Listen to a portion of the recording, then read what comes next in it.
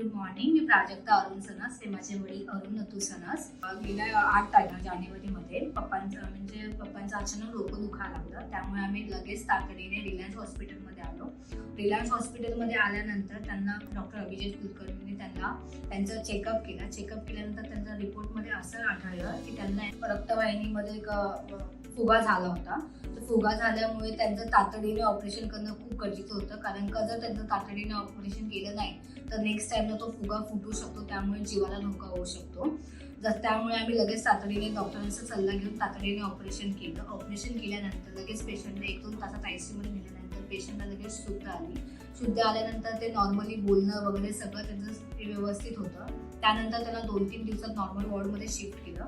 तेव्हाही त्यांचं बोलणं वगैरे, त्यांचं व्यायाम वगैरे, ते लोक एक्सरसाइज वगैरे सगळे करून घेत होते. त्यांचं बोलणं वगैरे सगळं व्यवस्थित होतं. त्यानंतर मग आम्ही त्यांच्याशी बोलणं बाहेरचे रिलेटिव्ह वगैरे, ते लोक सगळे रिलेटिव्ह वगैरे आले, ते त्यांचं ओळखणं वगैरे सगळं व्यवस्थित झालं त्यांचं.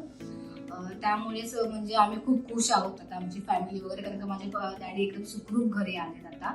त्यामुळे डॉक्टर अभिजित कुलकर्णी आणि रिलायन्स हॉस्पिटलला आमच्याकडून खूप खूप थँक्यू.